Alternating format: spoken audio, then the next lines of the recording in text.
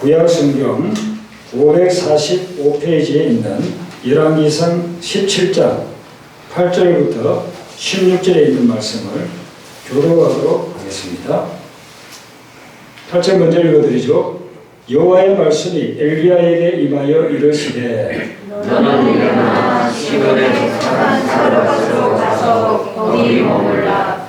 내가 또 과부에게 명령하여 내게 음식을 주게 하였느니라. 그가 일어나 사르밧으로 가서 성문에 이를 때에 한 과부가 그곳에서 나뭇가지를 줍는지라.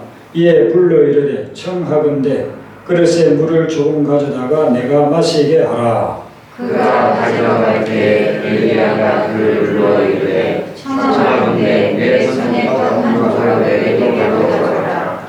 그가 이르되 당신의 하나님 여호와께서 살아계심을 두고 맹세하노니 나는 떡이 없고 다만 통에 가루 한 웅큼과 병에 기름 조금뿐이라. 내가 나뭇가지 둘을 주어다가 나와 내 아들을 위하여 음식을 만들어 먹고 그 후에는 죽으리라. 엘리야가 그에게 이르되 두려워하지 말고 가서 내 말대로 하거니와 먼저 그곳으로 나를 위하여 작은 분미를 만들어 내게 가져오고 그 후에 너와 내 아들을 위하여 만들리라. 이스라엘의 하나님 여호와의 말씀이 나 여호와가 비를 지면에 내리는 날까지 그 통의 가루가 떨어지지 아니하고 그 병의 기름이 없어지지 아니하리라 하셨느니라. 그가 와서 엘리야의 말대로 하였더니 그와 엘리야와 그의 식구가 여러 날 먹었으나. 같이 읽습니다. 여호와께서 엘리야를 통하여 하신 말씀같이 통에 가루가 떨어지지 아니하고 병의 기름이 없어지지 아니하니라. 아멘. 8절 말씀에 보면 여호와의 말씀이 엘리야에게 임하였다 그렇게 하고 있습니다. 지금 이스라엘 백성들은 대기근을 당하고 있습니다. 그 대기근을 극복할 수 있는 길은 하나님의 말씀을 듣는 데 있습니다. 하나님의 말씀이 엘리야에게 임했는데 2절에도 보면 똑같은 말씀이 있습니다. 대기근을 극복할 수 있었던 엘리야에게 임한 길은 무엇이었느냐 하면 그에게 하나님의 말씀이 임했다는 것입니다. 하나님의 말씀이 임했다는 것은 하나님의 말씀이 들렸다는 것입니다. 여러분들이 오늘 예배를 드리면서 하나님의 말씀을 듣게 되시길 바랍니다. 아멘. 하나님의 말씀을 듣고 그 들린 말씀을 붙잡고 순종하면서 나아가면 어떤 기근도 극복하는 길이 열립니다. 그래서 하나님의 말씀이 들리는데 구약 성경이 기록된 당시에 하나님의 말씀을 들었던 선지자나 신앙의 인물들은 우리가 육성으로 듣는 것처럼 들었어요. 제가 지금 여러분들에게 설교하는 것처럼 들었어요. 아담아 하나님이 부릅니다.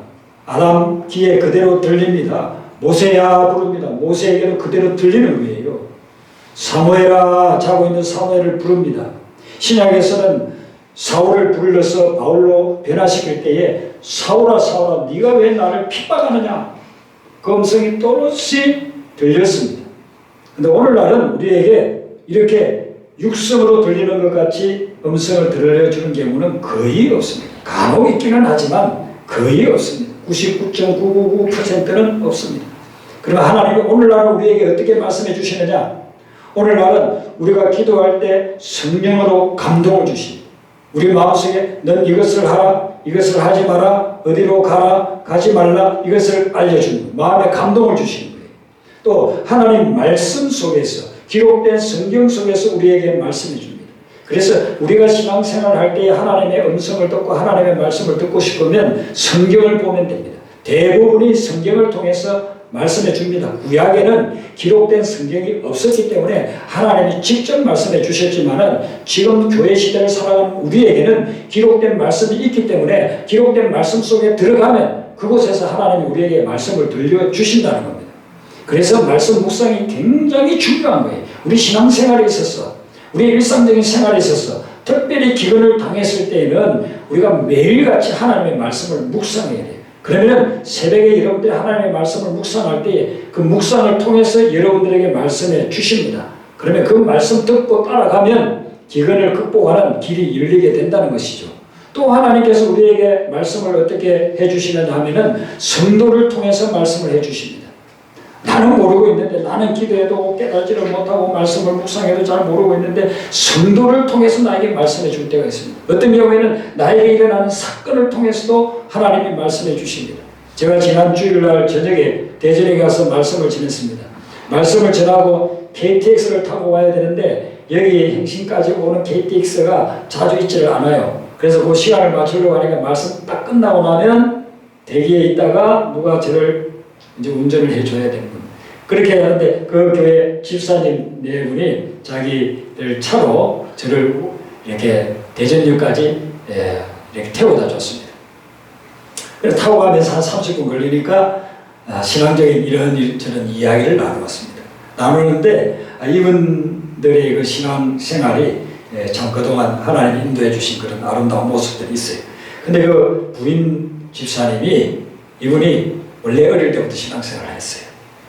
그런데 신앙생활 하다가 결혼해가지고 이제 신앙생활 하는데 교회에서 시험을 당했습니다. 그래서 이제 나는 다시는 교회 안 나간다. 교회를 안 나간다 하고, 그리고서는 남편이 지방에 발령을 받아서 갔어요. 그래서 그 회사의 지방 지사의 그런 책임자로 갔습니다. 한 30년 전이니까 그때만 해도 운전기사들이 있었잖아요. 그래서 운전기사가 일요일이 됐는데 자기 시장 가고 뭐 볼일 보는 거 도와준다고 왔습니다.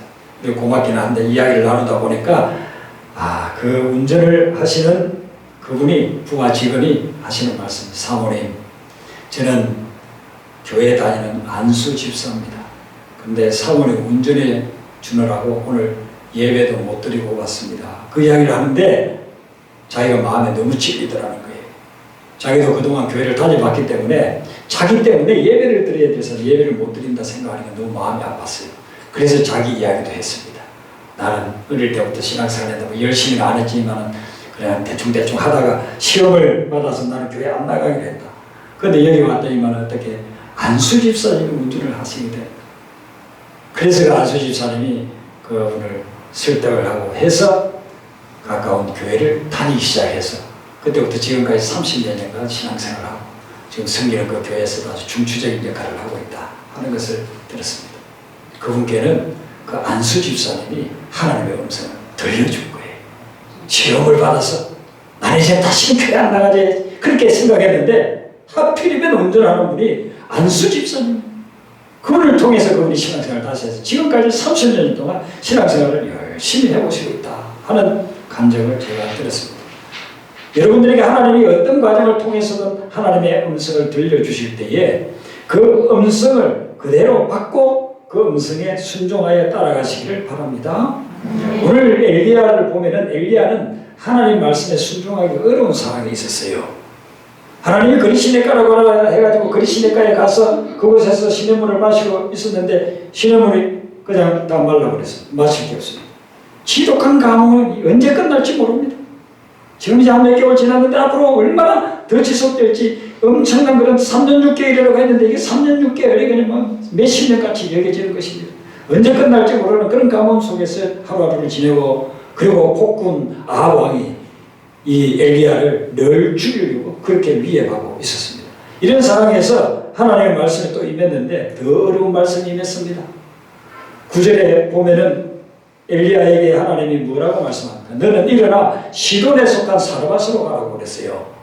여기 시돈 땅 사르밧은 어디 정도 되느냐 하면은 지금 그리시네가에서 거의 100km가 됩니다.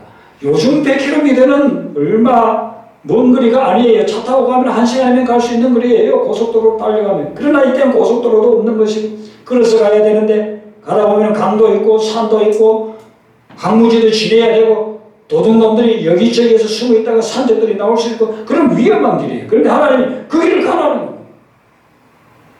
지금 먹을 것도 없어가지고 제대로 못 먹어가지고 비실비실 되고 있는 엘리야에게 그 먼 거리를 걸어가라는 거죠. 그리고 이 시돈 땅은 어떤 곳이냐면요, 바알 우상의 우상을 섬기는 아주 근거지. 이세벨의 고향이에요. 이세벨의 아버지가 엣바알이라고 했잖아요. 이 엣바알은 바알 우상 섬기는 전문가였습니다. 근데 그들의 고향이 바로 이 시돈 땅이에요. 시돈 땅. 그런데 그곳을 가라는 거예요. 그리고 거기 가서 뭐 곡식을 많이 저장해 놓은 사람을 만나라는 것도 아니고 왕을 만나서 대접을 받으라는 것도 아니고 과부를 만나라고 하는 거예요. 이 당시 과부는 오늘날하고 달라요. 오늘날은 혼자라도 얼마든지 직장생활 하면서 먹고 살 수가 있어요. 그러나 그 당시에는 남편 없이 혼자 살아가는 여자는 정말 살기가 어렵습니다. 가난하고 아주 찌들리는 그런 가난 속에서 살아갈 수밖에 없는 사람이 바로 이 과부라는 거죠. 그런데 그 과부에게 가가지고 네가 무언가를 요청하라는 거예요. 아니 내가 가서 도와줘야 될 사람인데 그 사람에게 도움을 받으라니 이건 첩첩산중이 갈수록 태산인 것입니다. 그런데 하나님이 이 엘리야에게 이런 말씀을 했을 때 엘리야는 뭐 하나님을 설득하려고 하지만 하나님께 질문도 하지 않아요. 하나님이 하나님 대로 엘리야는 그대로 출발합니다. 가서 시돈 땅에 가고 그리고 가부를 만나는 것을 볼 수가 있습니다. 그래 가서 가부를 만났는데 나한테 물 좀 다오. 물뿐만 아니고 떡도 한 조각 다오. 그리고 가부가 뭐라고 이야기합니까? 우리 집에 아무것도 남아있는 게 없어요. 그냥 밀가루 조금 하고 기름 몇 방울 남아있는데 이거 가지고 빵을 만들어가지고 먹고서 이제 우리는 죽을 거예요. 먹을 게 없으니까. 오늘 본문에는 떡이라고 되어 있지만 원래는 빵이라고. 빵을 구워서 먹고서 그리고 어서는 지금 먹을 게 없으니까 굶어서 죽을 겁니다. 그랬을 때 엘리야가 야 내가 너를 먹여줄 테니까 걱정하지 말아라. 이게 아니고 너 먹을 거, 너 마지막으로 먹을 거 그걸 나한테 먼저 가져와라. 말도 안 되는 소리를 하는 것이죠. 그런데 참 희한한 것은 이 사라가 가부가 지금 생전 처음 보는 엘리야의 이 말을 그대로 듣고 순종한다는 것입니다. 그리고서는 빵을 하나 만들어서 자기는 이제 먹을 것도 없어요. 엘리야를 대접하는 겁니다. 그렇게 대접했더니만 그 다음부터 기적이 일어난단 말이죠. 여러분 하나님이 왜 엘리야를 이런 곳에 보낼까요? 그리고 또 사라와 가부를 또 만나게 할까요? 이것은 엘리야도 살리고 사라와 가부도 살리기 위해서 이곳에 가라는 것입니다. 여러분 우리 이성적으로 상식적으로 이해가 안 되는 그런 말씀을 하실 때가 있어요. 하나님. 그때에는 우리를 망하게 하려고 하는 것이 아니라 우리를 살리기 위해서 그런 지시를 하시는 것입니다. 그러니까 기근 중에 들려오는 말씀 그것이 이성적으로 상식적으로 용납이 안 되고 이해가 안 돼도 여러분들이 그 말씀을 따라가세요. 그러면 반드시 살 길이 열립니다. 15절 하반절부터 16절에 보면은 엘리야와 또한 그를 대접했던 사라와 가부 가족에 대해서 이야기를 하고 있습니다. 그들이 여러 날 먹었다는데 이게 뭐 며칠 정도가 아니에요. 한 보름 한 달 정도가 아니고 긴 날을 이야기합니다.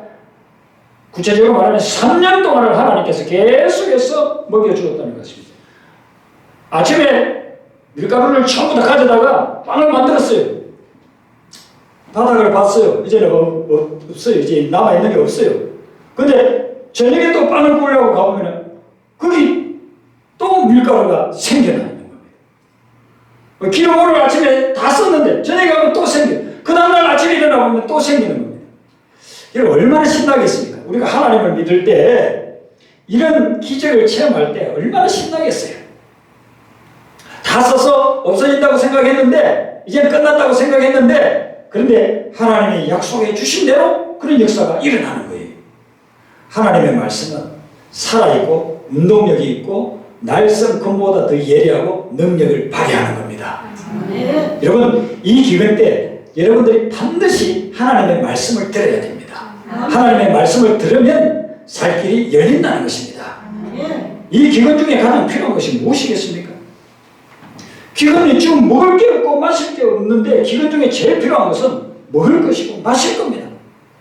그게 있어야 됩니다. 그게 있어야만 마음이 편안하고 그게 있어야만 희망이 생기는 겁니다. 그런데 지금 먹을 것도 없는데 하나님께서는 우리에게 뭐라고 말씀하시느냐면 그걸 네가 먼저 엘리야에게 대접하라. 그리고 나면 내가 모든 것들을 해주겠다라고서 이야기하는 거죠. 이 말씀에서 먼저라는 게 굉장히 중요해요. 13절 중간에 먼저 여기다가 여러분들 동그라미를 쳐보세요. 앞으로 이 성경 읽을 때마다 여기 오늘 이 말씀의 핵심은 이거예요. 이거 먼저 그것을 하나님이 필요로 하는 곳에 드려라. 그러면 나머지 3년 동안의 기간 동안에 내가 너를 갖다가 먹여줄 거다라는 거예요. 예수님 시대에도 많은 사람이 무엇을 먹을까, 무엇을 마실까, 무엇을 입을까, 직장 생활을 어떻게 할까, 자녀들을 어떻게 키울까, 이것 막 고민했어요. 그건 모든 시대, 모든 사람의 고민 아닙니까? 예수님이 마태복음 6장에 그 말씀을 다룹니다. 너희들이 무엇을 먹을까, 무엇을 마실까, 다 염려하고 있다. 근데 31절부터 뭐라고 말씀하십니까? 그러므로 너희들이 염려하지 말아라. 너희들이 염려하여 이르기를 무엇을 먹을까, 무엇을 마실까, 무엇을 입을까, 그렇게 하지 말아라. 이는 다 이방인들이 구하는 것이다. 이 말은 뭐냐면 이방인은 하나님 안 믿는 사람, 불신자라는 거예요. 하나님 안 믿는 불신자들은 맨날 먹을 거, 마실 거, 입을 거, 갈 거, 탈 거, 이거 다 걱정하면서 살잖아요. 우리가 하나님 믿는 것을 딱 제쳐놓고 보면은 이것밖에 뭐 더 구할 게 뭐 있겠어요? 이 세상 살아가면서 먹을 것, 입을 것, 마실 것, 타고 다닐 것, 좋은 집, 좀 여유 있으면 뭐 해외로 여행 다니고 그런 것들 관심밖에 더 있겠어요? 그런데 우리에게 꼭 필요한 그런 것들을 우리 주님께서는 어떻게 해서 얻을 수 있는가를 이야기를 해줍니다. 너희는 먼저 그의 나라와 그의 의를 구하라. 너희는 먼저 해야 될 게 있다는 거예요. 우리는 항상 우선순위가 어디에 있느냐 하면 무엇을 먹을까, 무엇을 마실까, 무엇을 입을까, 이게 여기에 우선순위를 두고 있어요. 그게 항상 관심이 쏟아져 있어요. 그런데 하나님께서는 그걸 정말 얻고 싶다고 한다면 너희들은 먼저 하나님의 나라와 의를 구하라. 먼저 해야 될 걸 하면 내가 반드시 너희에게 그것을 공급해 주겠다고 약속해 주셨습니다. 하나님이 약속하시는 것은 절대로 실현이 없습니다. 반드시 그것을 이루어 주십니다. 우리 주님께서 약속하시기를 너희는 먼저 하나님의 나라의 의를 구하면 내가 이 모든 것을 더해 주마 라고 약속하시는 것이죠. 서울의 석관동에서 목회하는 목사님이 있습니다. 이 목사님이 비교적 나이가 좀 늦은 나이에 그런 신학을 갔습니다. 신학 공부를 하는데 돈이 없으니까 방학 때 열심히 공사 현장에 가가지고 일을 해서 그 돈 벌어가지고 등록금도 하고 또 생활비도 하고 그렇게 하는 거예요. 근데 방학이 되어서 이제 또 열심히 일을 해야 되겠다 싶어서 가가지고 열심히 일을 했습니다. 주일날은 그냥 가서 근처에 있는 예배, 교회에 가서 예배 잠깐 드리고 나오고 그냥 형식적으로. 그리고 열심히 일을 했습니다. 그래서 이제 한 달이 되어가지고 월급 받을 때가 됐어요. 근데 월급이 나오지 않아요. 알아보니까 그 현장에 몇십 명의 인부들 책임을 지고 있는 사람이 그 월급 받아가지고 도망을 가버려요. 땅을 쉬면서 통곡을 하겠습니다. 그 돈 받아도 지금 먹고 살기에 부족한데 그것마저도 다 없어졌으니 한 달 동안 뼈가 빠질 정도로 그렇게 열심히 일해서 그 더운 날씨에 땀을 뻘뻘 흘리면서 노동을 했는데 대가가 아무것도 없는 겁니다. 보따리 싸가지고서 기도원에 올라갔습니다. 기도원에 올라가서 금식하면서 막 하나님 앞에서 울면서 이제 먹을 것도 없으니까 금식할 수밖에 없어요. 그리고 막 기도하는데 하나님께서 마음에 감동을 주는 거예요. 너는 주의 종이 되겠다 하고 목회를 하겠다고 하면서 왜 너는 나한테 먼저 와서 기도하고 간구하고 나하고의 관계를 우선순위를 두지 않고 네 능력으로 그렇게 일하겠다고 하느냐. 우리가 먹을 것이 없어서 열심히 일을 해야 됩니다. 아르바이트도 하고 직장도 구하고 노동도 하고 다 해야 됩니다. 그런데 이거는 머리통 속에 자기가 열심히 해가지고 뭐 살아야 되겠다고 하면 그 생각밖에 없는 거예요. 하나님께 먼저 구해야 되는데 주일날도 예배도 그냥 형식적으로만 드리고 지금 신학생이 전도사님이 예배 드리고 끝나자마자 또 노동하는 데 가가지고 거기서 공사판에 가서 노동하고 있고 일 한 달을 해야만 자기가 하나님 등록금을 벌 수 있다는 그 생각밖에 없는 거예요. 그렇게 기도를 하고 있는데 옆에 또 올라와서 기도하는 전도사님이 있었습니다. 그래서 그 전도사님하고 이야기를 나누면서 자기 이야기를 다 털어놓았습니다. 이렇게 해서 내가 열심히 해가지고 가보려고 했는데 월급도 다 떼이고 지금은 그냥 막연하다고 너무 힘들다고 그런 이야기를 하고 이제 내려와서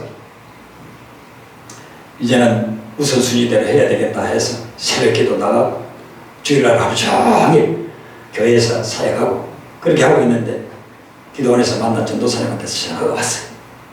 전도사님 그 딱한 사정을 저희 아버님께 말씀드렸더니만은 저희 아버님이 전도사님 다음 학기 등록금 해주겠답니다. 그렇게 그때부터 이분이 체험을 한 거예요. 아무리 어려워도 내가 하나님께 예배드리고 기도하고 하루 아침에 일어나면 먼저 묵상으로 시작하고 먼저 해야 될 걸 해야 되겠구나. 이렇게 결심을 하고 신학을 졸업하고 난 후에 또 기도하는데 저희 담임 목사님이 불러요.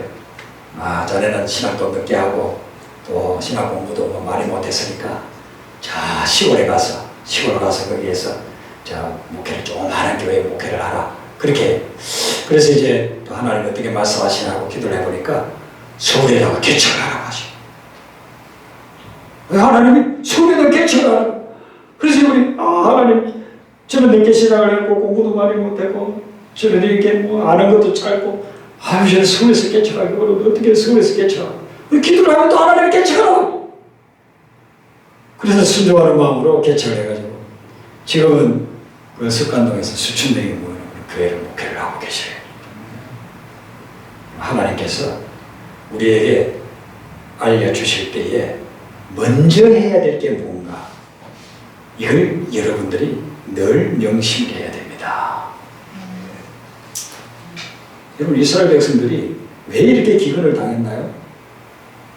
먼저 해야 될 걸 안 했기 때문에 먼저 해야 될 걸 먼저 하지 않았기 때문에 이렇게 기근을 당한 거예요.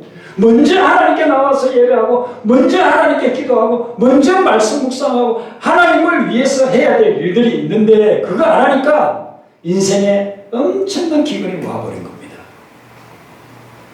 그리고서는 하나님이 이 기근 속에 사라가 가부를 통해서 이스라엘 백성들에게 책망하고 도전하고 말씀을 주신 거예요. 사라가 가부는 이방인 여자입니다. 하나님을 믿지 않는 사람. 그런데 한번 보세요. 이 사라가 가부가 하나님을 믿지도 않는데 그에게 찾아온 엘리야를 하라는 대로 다 엘리야에게 순종을 하고 있어요. 이스라엘 백성들은 지금 수백 년 동안 하나님의 선민의 백성으로 율법을 가지고서 하나님의 선지자들을 보내줘도 하나님의 말씀 안 들어요. 그런데 이 사라밧의 이방인 하나님도 믿지 않는 이 여인은 전혀 알지도 못하는 사람 갑자기 자기에게 나타나가지고 이것을 해달라고 하는데 하고 있는 거예요. 그러면서 그의 인생에 놀라운 변화가 일어나지 않습니까? 하나님께서 우리에게 먼저 하라고 하는 것이 무엇인지를 우리는 놓치지 말아야 합니다. 그것을 붙잡고 항상 먼저 해. 그렇게 하면 내가 지금 비록 기근을 당하고 있더라도 그 기근이 극복되게 될 줄로 믿습니다. 시편 126편 5절 6절 우리 한번 찾아보겠습니다. 여러분들이 잘 아는 말씀인데 암송도 하는 말씀이죠. 시편 126편 5절 6절 말씀.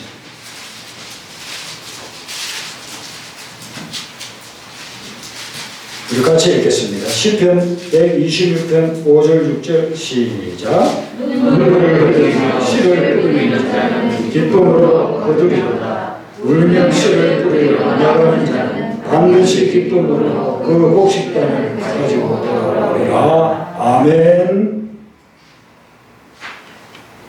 눈물을 흘리며 씨를 뿌려야 우리가 거두게 된다는 것입니다. 하나님은 우리에게 먼저 심으라고 이야기합니다. 어려울 때일수록 먼저 심어야 그 다음에 싹이 나고 자라서 열매를 맺을 수가 있습니다. 아프리카에 선교를 하러 가신 선교사님 간증을 제가 읽은 적이 있습니다. 아프리카는 북쪽에는 사하라 사막이 있어가지고 사막이고 항구지고 농사를 짓기 어렵지만 중앙아프리카나 남아프리카에는요 굉장히 그 비옥한 토지 그리고 비가 계속 오기 때문에 모든 작물이 너무너무 잘 자라는 곳입니다. 그런데 거기를 선교하러 갔는데 사람들이 바싹 말라있고 제대로 먹지도 못하고 가난에서 벗어나지 못하는 거예요. 우리나라 사람들을 거기 보냈더라면 아마 엄청나게 농사 지어가지고 부자들이 됐을 겁니다. 근데 거기는 그러지 않는 겁니다. 고민을 하다가 이 사람들에게 농사를 가르쳐야 되겠다 해서 한국의 교회에다가 부탁을 했습니다. 배추씨, 무씨, 당근씨들 모아가지고 항공편으로 좀 보내주세요. 며칠 후에 왔습니다. 그래서 그걸 동네 다니면서 사람들에게 조그마한 비닐봉지에 무씨 조금, 배추씨 조금, 당근씨 조금씩 해가지고 하나씩 나눠줬어요. 그리고 여러분들 이 땅은 넓으니까 여기서 심으세요. 심으면은요 몇 주 후에는요 여러분들 머리보다 더 큰 배추가 이렇게 자랄 겁니다. 그렇게 다 알려줬어요. 그리고 몇 주가 지나가지고 어떻게 농사를 잘 짓고 있나 살펴보러 갔습니다. 그래서 가서 이렇게 이제 한 집을 찾아가서 보니까 옆에 밭에 아무것도 없어요. 그래서 내가 몇 주 전에 준 그 씨앗들 어떻게 했느냐고 하니까 손바닥에 탈탈 털어가지고 먹어버렸다고 그러네. 여러분 그 수천 개 씨앗 해봐야 한 kop도 되지도 않아요. 그거 먹으면요 이빨 사이에 끼어가지고 제대로 씹히지도 않아요. 작아가지고 그거 먹으면 무슨 힘이 있겠어요. 뭐 한 끼가 되겠어요? 30분이나 1시간을 가겠어요. 심어야 그것이 상상할 수 없을 정도의 그런 엄청난 무와 배추와 당근들이 그렇게 자랄 텐데 그걸 갖다가 먹어버려요. 그런데 우리가 그 아프리카 토인들과 똑같은 생각들을 가지고 그런 행동을 하고 살아갈 때가 너무 많아요. 먼저 해야 될 것, 심어야 될 것, 그것을 그냥 급하다고 다 먹어버리고 우선순위 없이 그렇게 살아가니까 삶이 그냥 뒤죽박죽이 되어서 그렇게 살아갈 수밖에 없다는 것이에요. 멕시코 선교지를 제가 한번 가본 적이 있습니다. 근데 멕시코를 가려면 캘리포니아에서는요, 남쪽에 샌디에고 끄트머리에 멕시코 국경이 있습니다. 샌디에고까지는요, 도로도 잘 달려 있고, 나무들도 그냥 잘 키웠고, 그리고 잔디밭에 비도 오지 않지만 물을 끌어와가지고 잔디를 키워가지고 집집마다 파랗게 되어 있습니다. 그런데 국경을 넘자마자 거기 멕시코 지역은요, 완전 항무지예요, 항무지. 도로도 엉망이고 산이 그냥 벌거숭이가 돼가지고 거기 비만 오면요 다 진흙밭이 돼버려요. 그런 곳이. 왜 그런가 저는 생각했어요. 자, 멕시코 같은 경우에는요 오래전에 복음이 들어갔죠. 남미에 오래전에 복음이 들어갔습니다. 한국보다도 몇백 년 앞서서 복음이 들어갔습니다. 근데 왜 이럴까? 그 이유는 뭐냐면요 먼저 해야 될 것과 심어야 될 것을 심지 않기 때문에 그렇습니다. 그들은요 계속 바라보고 거기 인디언들이 있습니다. 아메리칸 인디언, 중앙아시아의 인디언들 계속 받아먹습니다. 미국 선교사도 받아먹고 영국 선교사도 받아먹고 호주 선교사도 받아먹기만 합니다. 심지를 않습니다. 근데 우리 한국에 온 선교사들은 처음에 와서부터 심게끔 했습니다. 근데 한국 사람들 얼마나 열심히 또 순종을 잘합니까? 그래서 자기 땅을 내놓고 논밭을 내놓고 거기 교회를 짓게 하고 그리고 교회 건축하는 데 와가지고 자기들 열심히 노동해서 벽도 쌓고 선교사님들 그냥 생활도 해드리고 계속 베풀고 있습니다. 그래서 한국이 이렇게 축복을 받은 것입니다. 심지 않고서 먼저 해야 될 것을 하지 않고서 하면 몇 년이 지나고 몇십 년이 지나고 몇백 년이 지나도 아무리 장애가 없습니다. 그러나 심어놓으면 하나님의 때가 되면 놀라운 열매들을 맺게 되는 것입니다. 이 사르밧 가부에게 하나님이 그걸 가르쳐 주는 거예요. 네가 한번 심어봐라. 심으면 놀라운 역사가 일어날 거다. 그것을 알려준 것이죠. 여러분, 이 엘리야는 우리가 객관적으로 본다면 사르밧 가부에게 아주 귀찮은 존재. 사르밧 가부를 굉장히 힘들게 하는 그런 사람이라고 볼 수 있습니다. 그런데 이 사르밧 가부를 힘들게 하는 엘리야를 통해서 사르밧 가부의 삶에 하나님은 놀라운 변화와 축복을 주고 있습니다. 그러므로 나를 힘들게 하는 사람이 내 인생을 바꾸어 놓을 수도 있다는 것입니다. 지금 사르밧 가부에게 있어서는요, 엘리야가 갑자기 찾아오지 알지도 못하는 사람이 찾아와서 자기들 마지막 먹을 것을 달라고 하니 얼마나 자기들 힘들게 하는 사람이, 자기들 귀찮게 하는 사람입니까? 그런데 이 사람을 통해서 하나님께서는 사르밧 가부의 인생을 바꾸죠. 죽을 수밖에 없는 인생이었는데, 이제 마지막 해먹고 죽을 수밖에 없는 인생이었는데 살 수 있는 인생으로 바꿔주고, 가난한 인생인데 부유한 인생으로 바꿔주고, 굶어 죽을 인생을 먹고 살 인생으로 그렇게 바꿔주는 것입니다. 종종 하나님께서는 우리에게 축복의 통로로 나를 힘들게 하는 사람을 만나게 할 경우가 있습니다. 그래서 그것을 우리가 영적으로 깨어서 그것을 읽어야 되는 것입니다. 제임스 미처너라고 하는 미국 작가가 쓴 글이 있는데, 이분이 45세 때 자기가 경험한 것을 이야기하고 있어요. 자기 동네에 사과 농사를 짓는 농부가 있었습니다. 근데 그 사과 농사 짓는 거기 가수원에 가보니까 심은 지 몇 년 안 되는 그런 나무들도 있지만 몇십 년 돼가지고 이 나무가 너무 이제 늙어서 열매를 맺지 않는 나무가 있었어요.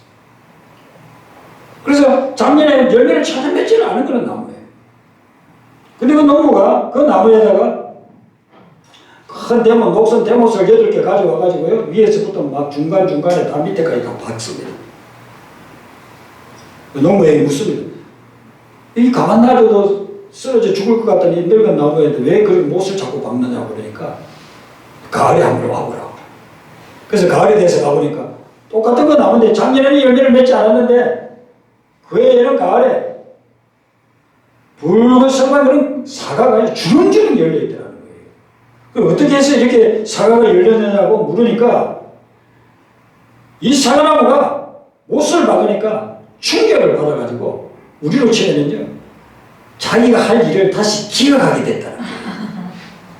자기가 해야 될 일이 뭐예요? 사과나무. 사과를 열어야 되는데 너무 오래돼가지고 사과를 맺지를 못해요. 근데 그 충격을 받으면서 8개의 녹슨 대못을 박히면서 이 사과나무는 내가 사과를 맺어야 되겠구나 하는 것을 기억하게 된다.